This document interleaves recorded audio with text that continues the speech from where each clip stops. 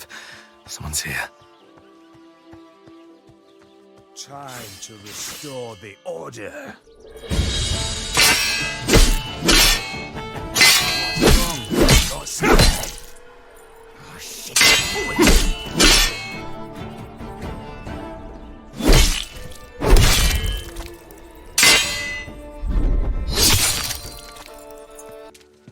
You sure it'll work?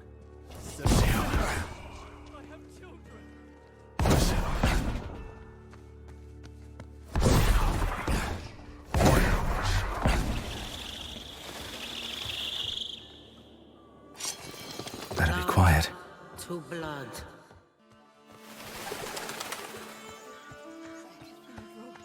It's even bigger than I remembered.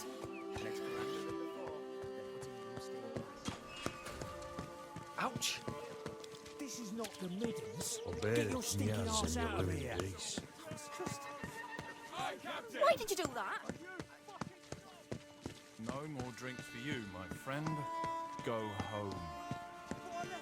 Humans talk too much. Open up! You're scaring my lads. Why? What is it about?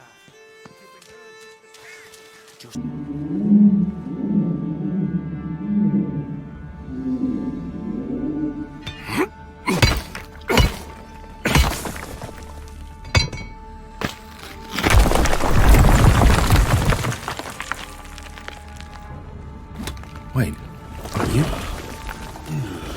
Are you Mihai? Tobias!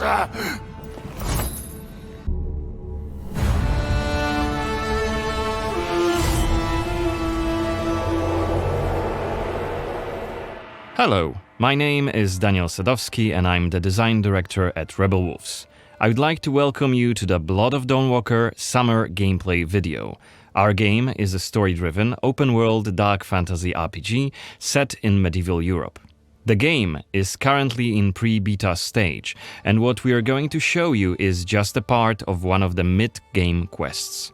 It's a really cool story involving legendary swords and a haunted almshouse, but today we'll focus on showcasing our gameplay systems. We're starting on the outskirts of Svartro, the game's largest city and the capital of Vale Sangora. From here, we could head anywhere the eye can see, explore ancient ruins or sabotage vampire blood transports. But it's not just about where or when you go. It's also about how you approach the main quest and shape the story, making each playthrough uniquely your own. For now, we're following the road. Coen is on his way to the city's cathedral, chasing leads about a powerful weapon said to be hidden in its crypts. But first, we'll have to deal with some bandits who camped out by the main road. Traveling through Vale Sangora is never boring.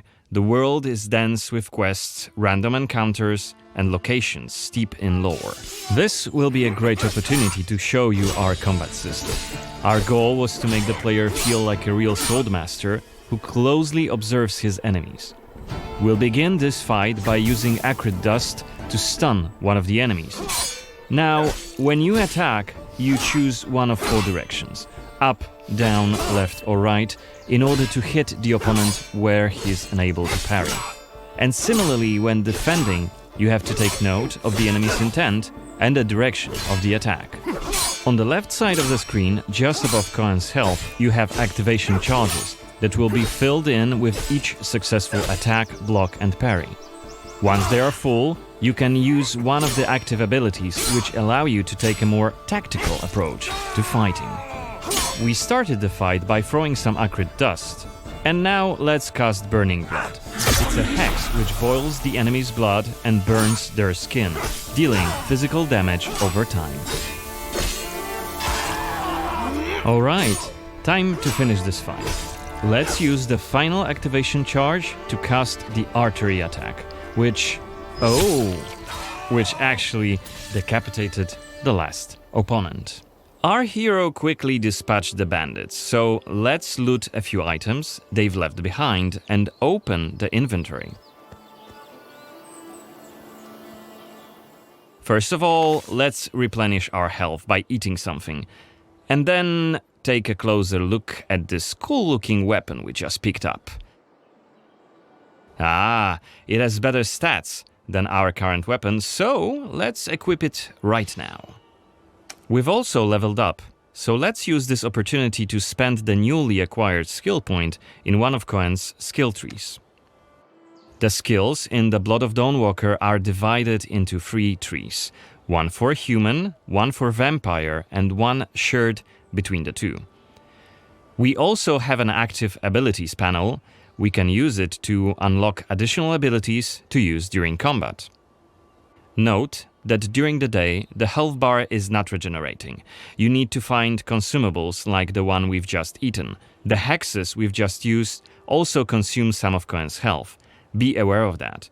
The way our magic system works, there's always a price to pay for manipulating reality. But we can make it sting a bit less. Let's level up the Frugal Witchcraft skill, so next time we'll cast a hex, it'll consume fewer of Coen's health points. Now that we've wrapped up the encounter with the bandits, we can be on our way to get inside the city. Right now, Coen hasn't done enough to ruffle the Vampire Lord's feathers, so the gods will just wave us through. But the more damage you cause, the more suspicious and aggressive they'll become. So when you play the game yourself, you'll have to decide whether you want to challenge the vampires openly, or lay low until you're ready to strike and surprise them.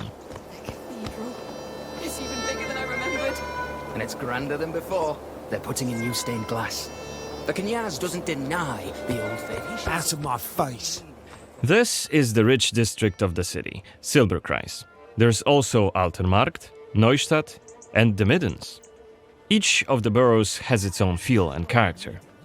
Get your stinking ass out of here. I was just passing through, I swear.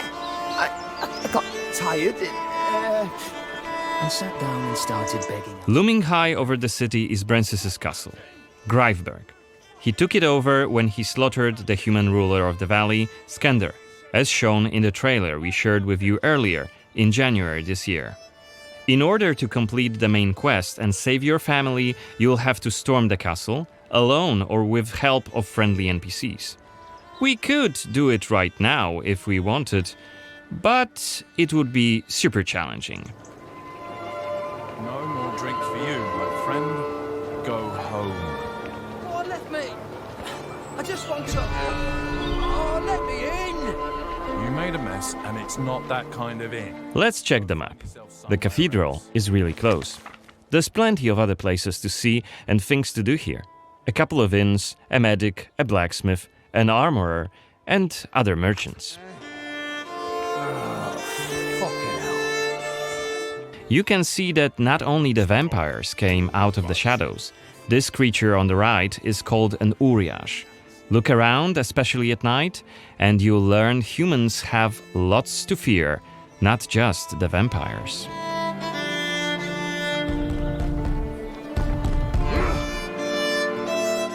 And here we can see guards pounding on some poor guy's doors. Nice.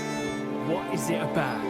Disrespecting the Knyaz, singing songs that mocked him and the faith.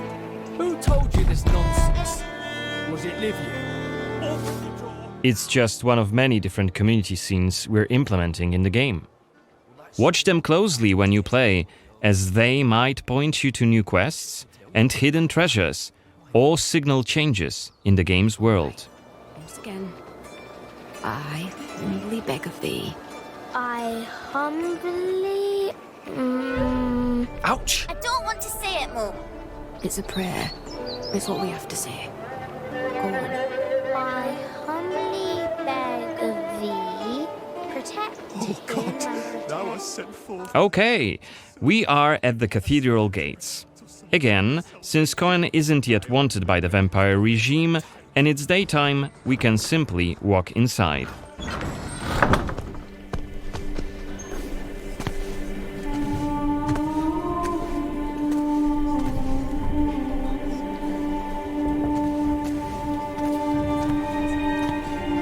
The baptism of a newborn is a solemn moment, doubly so. A new life joins our flock, bringing happiness to its parents and to the congregation. Natus ex sanguine est, alitur sanguine, et in sanguine morietur. Ego te baptizo in nomine Dei. Amen.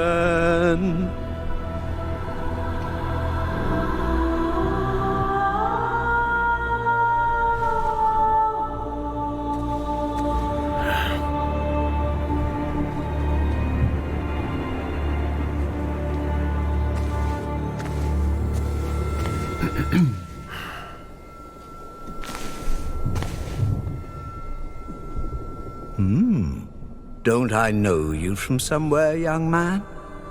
Laslia, maybe? I'm sorry, but you must be mistaken.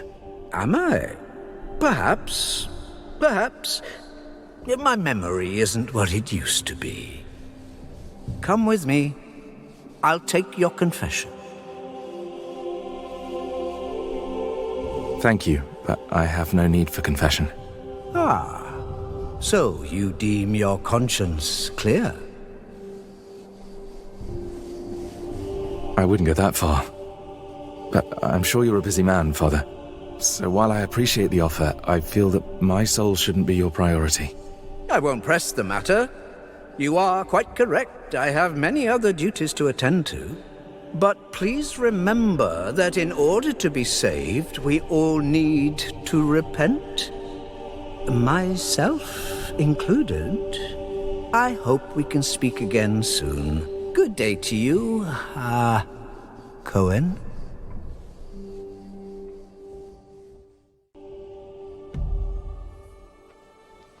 What we saw right here was just one of many cutscenes we recorded for the game, which smoothly transitioned into a dialogue scene. We use cutscenes to highlight key scenes or showcase interesting bits of lore. Like this blood baptism. Creepy, isn't it? The core feature of the Blood of Dawnwalker is the dual gameplay loop. Remember, Coen may be a human during the day, but he turns into a vampire at night and has a different set of skills at his disposal. And this is just one variable that affects our quests. Depending on when you tackle a particular quest, what choices you've made earlier, whom you befriended, or whom you've angered, your gameplay and story experience will be very, very different. So each quest is a complex structure with multiple possible paths leading to the end goal. We maximize players' freedom and agency, offering you a narrative sandbox to play in. I wonder what secrets may be concealed up there, just beyond Coen's reach. And how do we get there? It's impossible to do during the day, but come night, it's an entirely different story. Let us explain what we mean by taking our current quest as an example. During the day, we got inside the cathedral without any problems, since it's open for all to see and Coen doesn't yet stand out from the crowd. The scaffolds, though, are outside of his reach. But climbing them won't be a problem for the vampire, who has many more exploration abilities at his disposal. Bear in mind, Coen has not completed the quest yet. What's more, there are still a few clues to be found in order to solve this story. It's worth mentioning that narrative sandbox also means that we may completely abandon this quest and follow a different path to defeat Brensis. For today, we're focusing on the gameplay part, so let's see how we could tackle this particular quest during the night. We're starting right after dusk, as a vampire, on the rooftops of Svatro. Right now, we have 22 days left to complete this goal. This counter is always displayed and you'll be warned each time it's pushed forward. So you have to be aware of the time, and it's more of a resource you'll be spending than a racing clock. As a vampire, you'll see and experience the world from a different perspective. You can travel quickly and easily access places beyond the reach of regular humans. Let us show you what we mean. This is Shadow Step, a unique vampiric ability, allowing Coen to jump to almost any place within his reach. Now, let's take a good look around using the focus mode. This ability highlights objects of interest and loot. And there is something right here. This time it's just some items to grab, but on other occasions, who knows, you might come across a hidden quest. Looks like our health is quite low. This is because, as a vampire, your health bar also represents your hunger level, and you start each night thirsting for blood. Remember, you have to quench this appetite in order to make full use of your vampire abilities, and rein in your monstrous nature around NPCs. Otherwise, you may end up draining someone important, which may lead to unpredictable consequences. We'd better feed then. Maybe on someone who is standing all alone. Like this drunkard. Let's grab him and use Voracious Bite ability. Unless you lose control due to hunger, you get to decide how much blood to drink. You can drain just a bit and knock your victim unconscious, or go all the way and kill them. And if you're adamant you don't want to hurt innocent humans, you can drink from animals and some other creatures. Finally, we are at the cathedral, but it seems to be closed for the night, and the entrance gate is well guarded. Let's find another way in.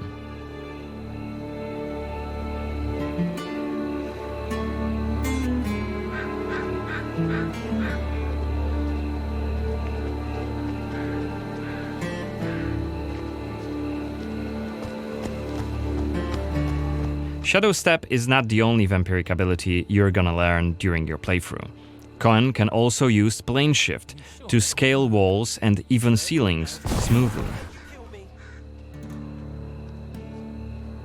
This will allow us to explore every nook and cranny of the cathedral.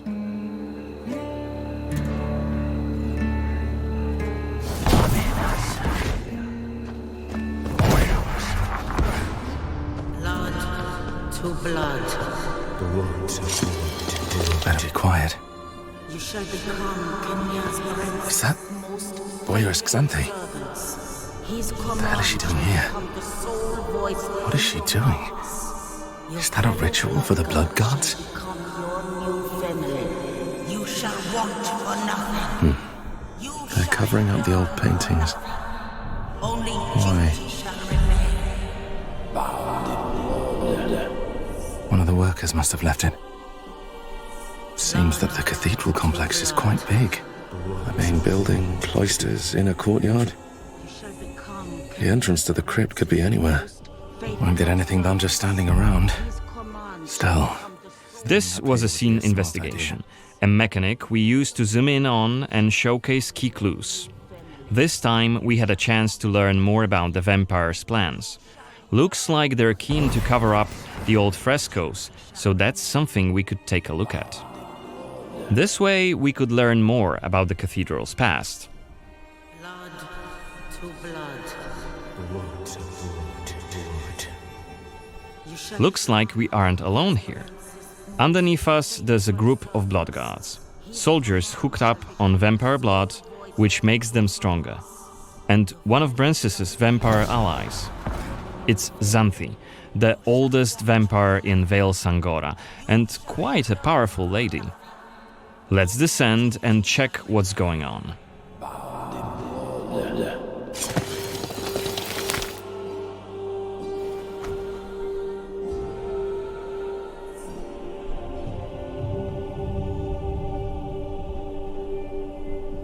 Don't think I don't see you skulking in the shadows.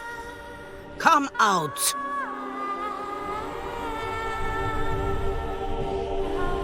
You're interfering with my task. Who are you? It doesn't matter. Very well. I don't have time for interruptions. Let us dispose of him. Quickly!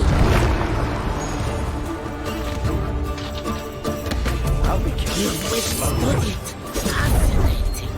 Coen is using his claws to attack when in vampire form. Blood Guards are dual-wielding opponents. Their attacks are pretty strong. Of course, even when fighting with claws, combat is still directional. Don't worry, Coen can still use his sword as a vampire. You haven't lived long.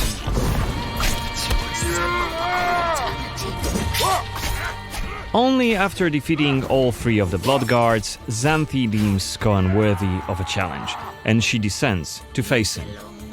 She uses her blood control powers to cast a multitude of attacks, like her blood whips, that hit Coen from left and right. Xanthi is protected by a powerful vampire ability. Once her stamina runs out, Coen will have an opportunity to strike and deal some damage. But be careful, cause Xanthi is quick to counterattack and she will also try to restore her blood. Meanwhile, look at the indicator just below her health and stamina. It's a timer for the boiling blood skill that you've seen in the CGI trailer. So, if we don't hurry, the timer goes down to 0 and Coen will eventually explode. And we're dead. Remember, we were only mid-game here, and Xanthi is one of the game's most punishing enemies. Defeating her right here and right now is very much possible, but it would be hellishly difficult. A fun challenge for hardcore players.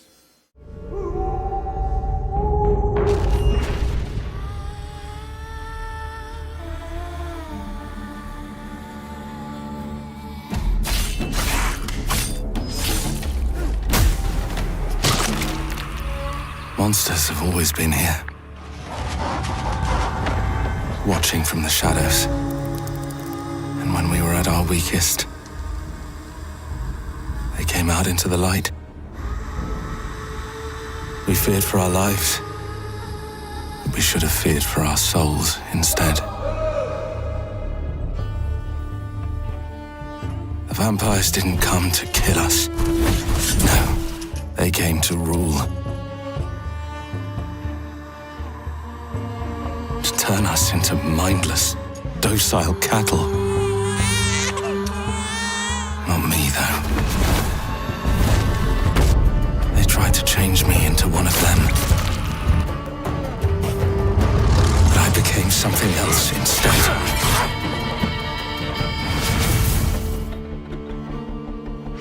Their worst nightmare.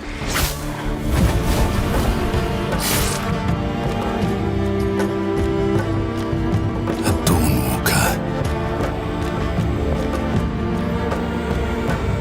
Trapped between the two worlds. Fighting to even the score.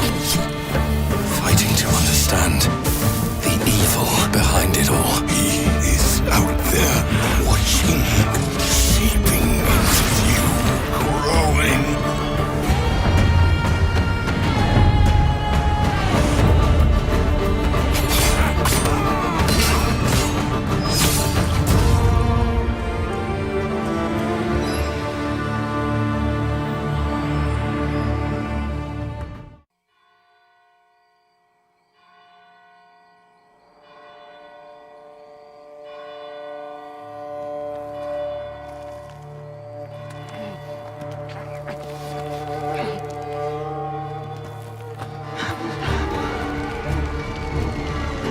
Must be here somewhere.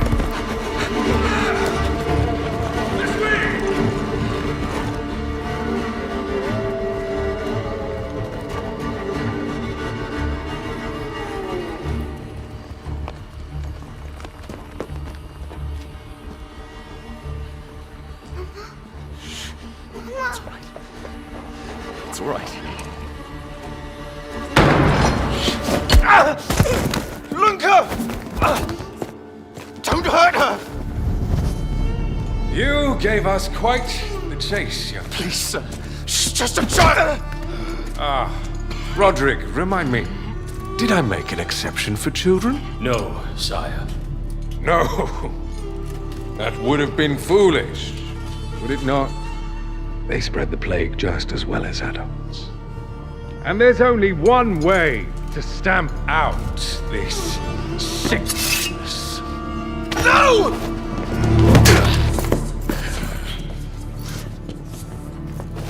Not just a runner, but a fighter, too. Had we met under a different moon, things might have ended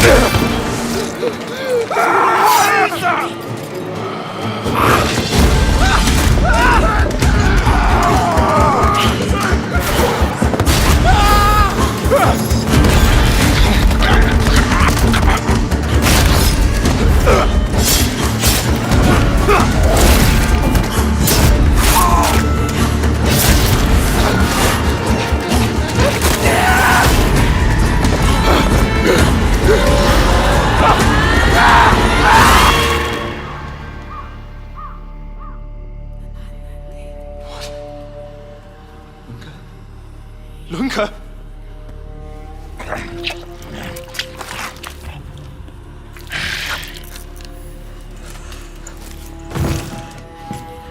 My sister. She needs help. Fast. Please, let us pass through. I beg of you. Please. Please.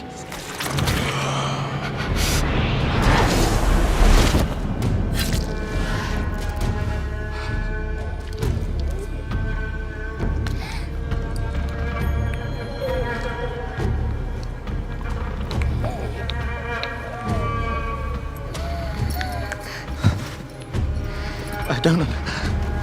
How? I am life. I am death. I am everything in between. I have been watching your little valley. Pestilence, famine, killing. Blood spilt carelessly, like water. Things will be different now.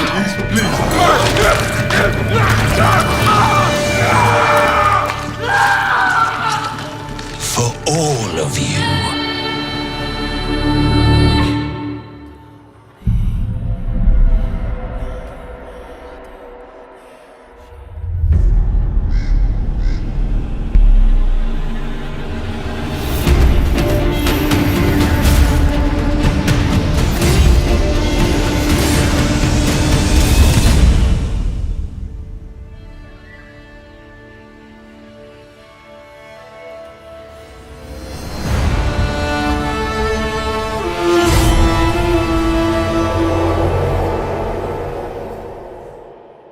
Hello everyone, my name is Konrad Tomaszkiewicz and I am game director on the Blood of Dawnwalker here at Rebel Wolves.